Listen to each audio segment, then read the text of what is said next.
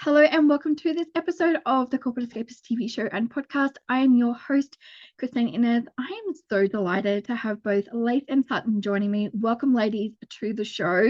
Thank you for being here. I'm so excited because I've got to know you a little bit because you're just in a brand new issue of Inspire magazine. And what powerhouses are you both? Like, honestly, I'm so excited to have this conversation with you both. So if you want to just come on, introduce yourself, and let's just have some beautiful conversation. Hello, Christine. Thank you so much for having us here today on the Corporate Escapist podcast. Really delighted to be here with you today. Well, it's morning for me, early morning. My name is Sutton.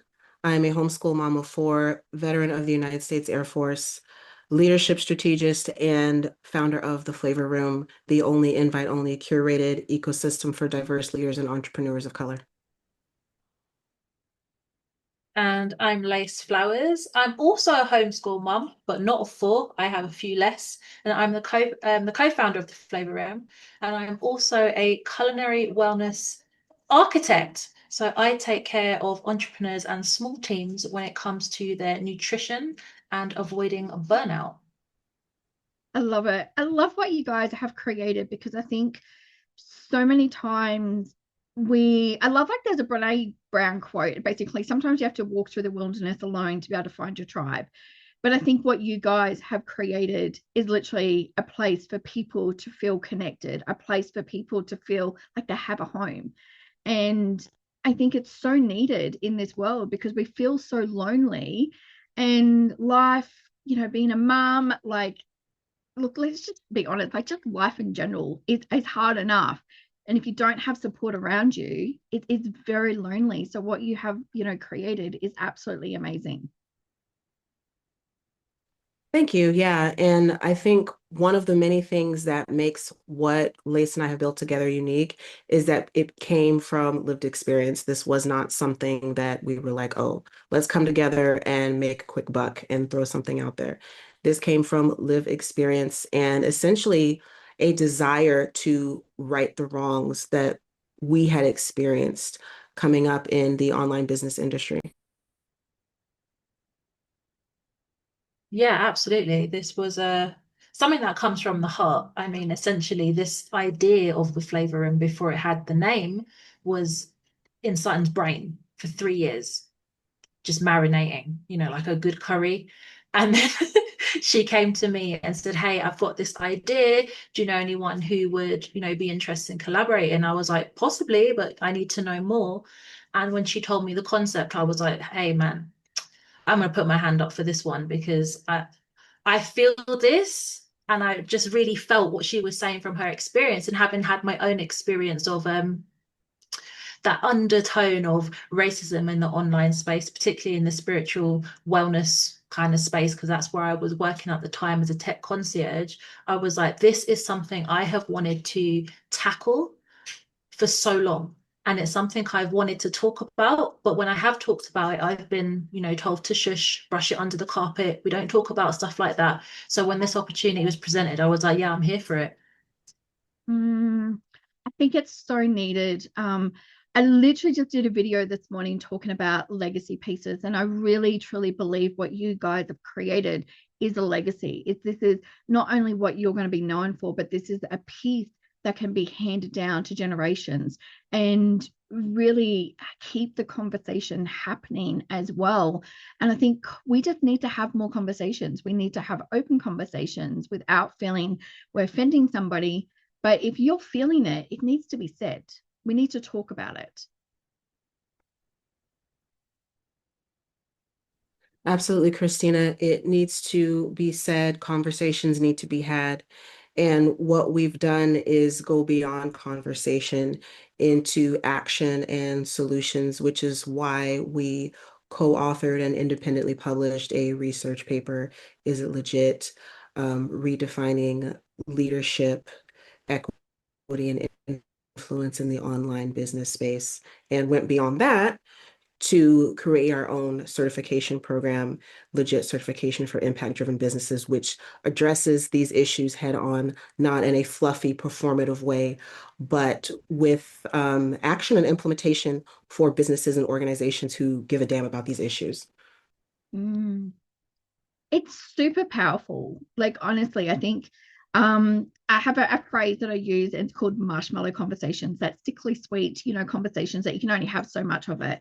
And where we need to start having really in-depth conversations. We need to be able to be lit up, inspired, but let's tackle what's ahead of us as well. And I think leadership, especially women in leadership, we need to start taking a stance on so many different issues as well, because we're brushed off like thinking, oh, you're not too, like, you can't do this, you can't do that. You know, like people will go, oh, you're a woman, like just go home, just do that. And I got that in my corporate career so much, going, just go home and do it. Whereas you had a voice, but we felt like, well, I felt like back then I couldn't actually share it. Whereas now we have this immense power, but when we bring it all together and women combine, it actually amplifies so much more. I'm going to hand it over to one of you ladies to talk about amplifying the voice.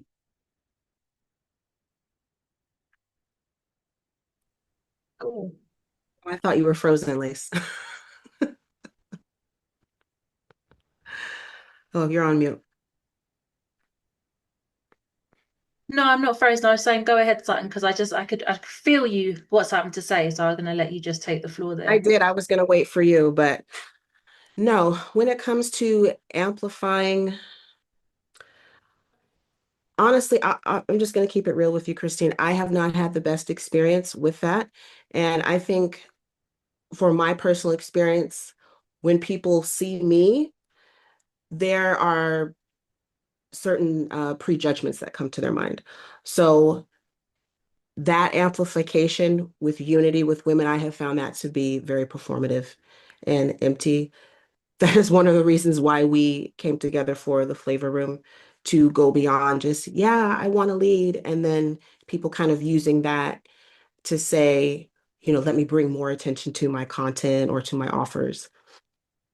So that's what it's been. And this is a great segue for both Lace and I to mention something, is that we've had a lot of kickback behind the scenes from people who were shouting from the mountaintops about women and empowerment and rah, rah, let's all come together. But when we approached them behind the scenes saying, we would love to, partner with you, collaborate with you, because we really believe what you are doing would be amplified with collaboration with the flavor room.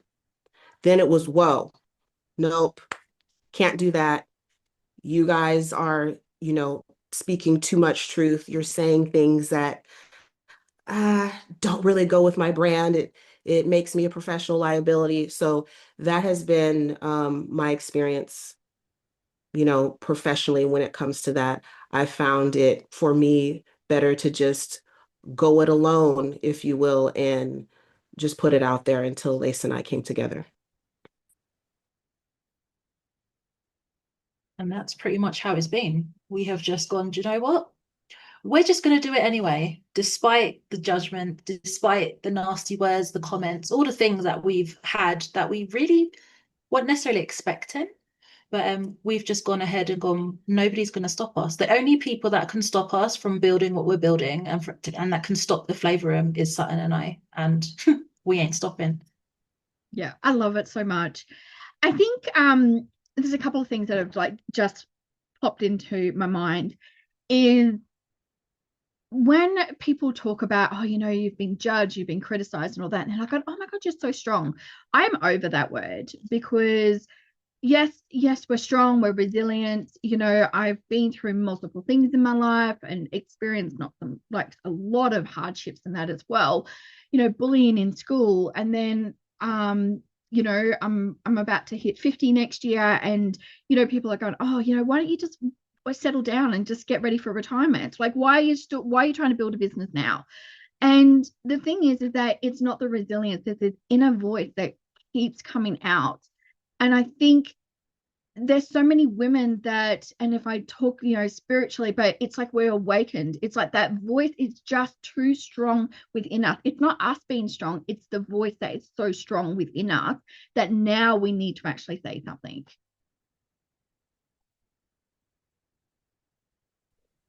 Yeah, and I think that it takes time to really lean in and listen to that voice.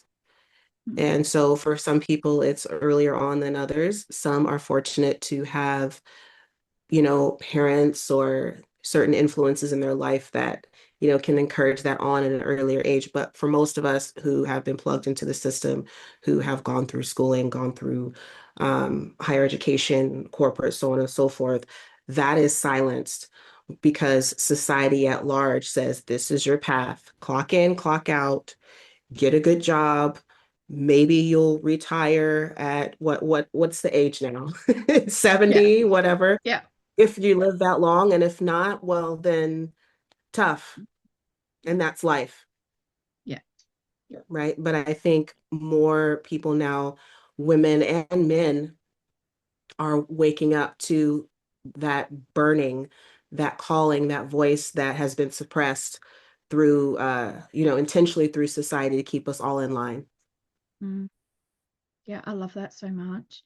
What's your take on that, Lace? Like, because I know, like, obviously you come together, but also too, I know as two individual women, like, obviously we still have our own voice, we still have our own take on it and our own experiences as well. Well, for me, I think I I had that calling really early. I knew from when I was very young that I didn't want to do what the Sutton has just described. I was like, that doesn't even sound like a life worth living. But obviously, you get, like you said, those influences, those people in your life that are telling you, no, go to college. I went to college. I enjoyed that. Oh, go to university because everybody else is. So I went twice, left twice. And I actually only ever had two jobs in the so-called corporate world. And the last one was when I was 20. I packed it in working as an administrator for Mercedes-Benz. And I just found my own way from there. And I think what I really learned is by trying to fit myself into these boxes of what you're supposed to do, I ended up miserable, depressed, lost. And I only really found myself when I was like, do you know what? I'm going to stop listening to everybody else and what they think I should be doing with my life and just do life. And that was one of the best decisions I ever made. And I've never looked back. Oh, I love it so much. I think, the conversations that you ladies are having and the impact that you're going to have is incredible. And I just want to celebrate both of you for doing that. I know it takes a lot of courage to do this and to step out from it. So thank you so much for what you're doing. I'd love to get your take on leadership. It's actually one of my words for this year because I truly believe that leadership starts with self. And I'd love to know what you truly believe with leadership. What we believe in leadership as far as defining it. More in like, for me, I think like leadership is you take the action. If you want something in life, it comes back to self. And I think a lot of women at the moment are going, oh, but I need to do this and I need somebody to help me with that. But a lot of the times we actually have the answers within. And, what are some of the self leadership beliefs that you have that has allowed you now to step fully into, the brilliance that both of you have? I've had the advantage of being forced into leadership very on. I joined the United States Air Force when I was 22 and found myself responsible for things that people my age could only dream of or have nightmares about. And when I left the military and then started my business, it gave me a new perspective on how I could apply those certain things that I had experienced and had witnessed into business. And so when it comes to leadership, one of the things is definitely leading yourself first, but being selfless at the same time. there is a balance that needs to be had with that, because I think a lot of people think, oh, well, I'm a leader. I have to be loud, obnoxious, and, just say random things. That's not leadership. You have to be able to stand on whatever those convictions are all the way through, even if they are uncomfortable or if no one stands with you. But leading oneself and knowing that there's people watching you. So having that consistency throughout word and deed, I think those are definitive things when it comes to leadership. Oh, I just got goosebumps when you said that because honestly, I think there's so much in there. I'd love to know what your take is, Lace, as well. Absolutely. I didn't have the wonderful experiences that Sutton had at such a young age. It's only just come to me very recently to sort of notice that I've been self-led my whole life and I've just never looked at it like that. By always just going with what I want to do from even when I was a child, defying my mother and saying, oh, okay, well, I hear what you're saying, but I'm going to do what I'm going to do. Kids, if you're listening, I'm not saying don't listen to your mum, yeah? I'm just telling my story. And then, growing up and deciding I'm not going to go down a traditional route after trying it, and then deciding, do you know what, I'm going to go leave my birth country and live somewhere else. And these are all parts of leadership as well, leading yourself through whatever it is that you're going through and going with it, even when the rest of the world is telling you this is stupid, like you're crazy, how could you think to do X, Y, and Z? And you're like, I'm just going to do it anyway. And that's what I've been doing my entire life without even necessarily realizing. So, and I've always followed that my inner compass, my intuition, even when it seemed absolutely insane. And that's always worked for me. So I think being a leader, if you can get in touch with your intuition and go ahead and follow it, even when everyone around you, like Sutton said, is telling you, okay, no, this is not the thing, but it is. That's, walking that path alone. That's leadership. Mm, I love that so much. I think, we need role models more so now. We're consumed by social media, and I think we're starting to see behind the filters and the realness of humans is starting to come out into this world. So, everything that you're speaking, everything that you're doing, and I'm such a big believer also too, is that and I think you're talking about you're talking about it before, but it's really the action. And I think there's not a lot of people taking actions. And one of the things I've just recently learned is that we can take actions, but when it's the aligned action, that's when it actually makes the biggest impact. So I would love to know, what is one aligned action that both of you are taking, to fulfill your massive goals that you have as well with the flavor room.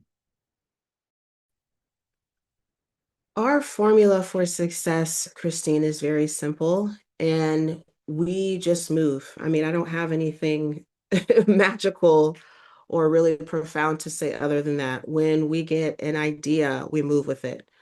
When we, think we need to be doing X, Y, and Z, we just do it. We don't faff about. We don't, read the tea leaves and go meditate on a mountain, for 12 weeks. We just get it done. And whatever happens from that, we go with it. Now, that does not mean we are not strategic and we are just, slapping spaghetti on the walls. Quite the opposite. But we are not wasting time thinking about doing something. And from my experience working with private clients for a number of years, that is one of the biggest things that holds female entrepreneurs back, is the waiting for external validation, waiting for the right time, waiting for the kids to get older, waiting for someone to understand, and waiting for mom and dad to believe in them and all this kind of stuff. Just go do it. Just go do it. It's not going to be perfect, but just do it. Give it a try. You're not going to know until you put it out there. And you can always tweak along the way and meander and pivot when you need to. I really have nothing to add because when you asked that question, that's what I was thinking. We just move. We know what we need to do and we go get it done. And that's that. And we don't really care who's like, yeah, well, we don't think that's a good idea. We don't care. We know in ourselves what we need to do and we out there doing it. I love that so much because I'm very quick at making decisions. And I think, you know, because if I don't make the decision now, somebody else is going to anyway. So therefore, if an idea comes to you, I truly believe that you're given a gift of seeing that idea or that vision, like whichever way that you know, it comes to you. But if you don't take that action right now, somebody else is going to get that gift and they're going to take the action before you. So it's going to disappear from it. I would love to ask you both, like one of the things that you know, we're talking a lot around, you know, building a business. If you could say something to the listeners right now that are sitting there, they're in business or they're thinking of starting it, what is something that you would have loved to have heard yourself that you can then inspire other people? I like that question, Christine, because there are a number of things I wish I could have told myself back then. I think knowing what I know now in retrospect, the one thing I would share with listeners who may be in a similar position as I was back then or anything like that, it would be to don't be so quick to outsource your power to other people. Um, Whether that be through the new fancy, amazing coaching program, you know, some online course, whatever it is, you have the answers. Now, that doesn't mean that you can't seek out help, but a lot of female entrepreneurs are expecting someone else to have all the answers, expecting that coach, expecting that consultant, expecting that guru to just show them the way. You know the way, you know your vision, you know the goals that you have, act on that and figure things out as you go. If you need help along the way, sure, that's fine. But expecting that the sky is going to open up and everything you dream of is just going to rain down by hiring someone, that's not the answer. So that would be the biggest thing that I would share. And something else I would share, Christina, because I wanted to mention this earlier. I want to circle back to leadership. There is a huge vacuum for leadership right now. Because as you mentioned, people are jaded with the filters, with the perfection, and with all of the hypocrisy we see over and over again by people who we are told who are leaders who somehow get into power. This is your time. Everyone listening, this is your time. It is not good enough to just hang about in the shadows and, you know, cheerleading on something and riding the fence with certain things. Stand up for whatever it is you believe in. Get out there and lead. You want to stand out in 2026 and beyond, it's going to be leadership, real leadership, where you are rolling up your sleeves and showing people the way, as I said, through not only your word, but through your actions. I don't think there's much more I need to say. You heard what Sutton said. But what I was going to say when you originally asked the question was pretty much going to come off what Sutton just said, which is trust yourself. Trust yourself. Like Sutton said, you have the answers, you already know them. You know what you want to do. Go and do it. Stop sharing your dreams and your visions with small-minded people because that is the fastest way to kill a dream. Go out there, do what you came to do, get it done, pivot when you need to. Oh, I love it so much. I'm such a big believer that if you want to create impact, find your seat at the right table. And if the table's not right, get up and move. You know, we all have to take that such responsibility for it as well. Ladies, I really admire you, and I'm not just saying that from a soft way. I think what you're doing and what you're bringing to this landscape is so needed. We have a little bit of fun with our listeners and getting to know you. And so I would love to ask you a question is, do you have a favorite motivational quote?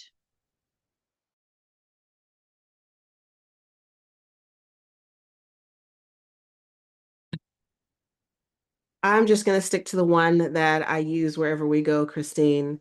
It's from my late father. If the phone rings, answer it. I think I just shared it in the last question you asked, which was stop telling small-minded people your visions and dreams because that's the quickest way to kill them. And that I believe was Steve Harvey, one of my favorite comedians. Oh, he's amazing. Absolutely. The next question I would love to know is there a book that you highly suggest everyone to read or something that you're consuming right now?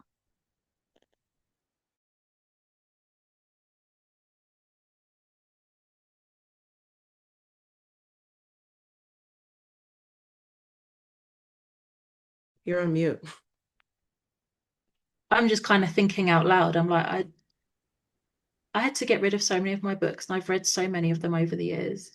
Um, oh, and I always forget the names of them. So no, go Sutton, let me think. I can't pick just one. I read multiple books at a time.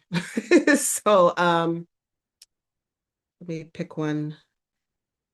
It's not business related. Does it have to be business related? Because none of the ones I'm reading are business related. I find business books very boring. I No, finished school and I don't it more. whatever whatever it is, I think it's great for everyone to have a little bit of a mix from it as well. So one of the books I am reading, as I said, there's several, is by Franz Fanon. It's White Masks, Black Faces. So that's a really good one. If anyone can get their hands on it. It's hard to find. I wonder why. And you've just made me think of a book that I would love everyone to read, which is called Caffeine Blues by Stephen Chininsky. I'll just leave it there that you really need to read that book before you consume your next cup of coffee. Oh, amazing, amazing. So I've got two more questions. First one is, who is an inspirational person that I should be following?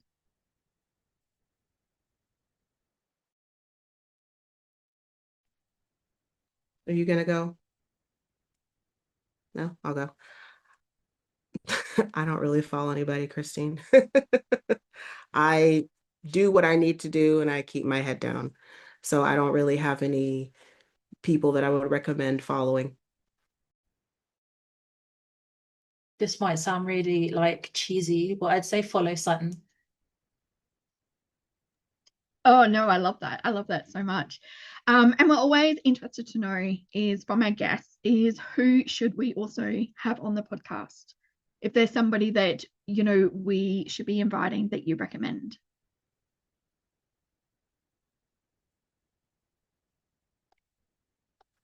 Wow. Whoever it is, it will be someone in the flavor room, right, Lace? Yeah, I think so. Oof, flavor and people. Abdullahi Hassan. Yeah. Yeah, he's amazing. He has an incredible story. He's a flavor member. And what can I say? His story is amazing. From where he came from to where he is now, what he's doing with his fashion brand is just mind-blowing stuff.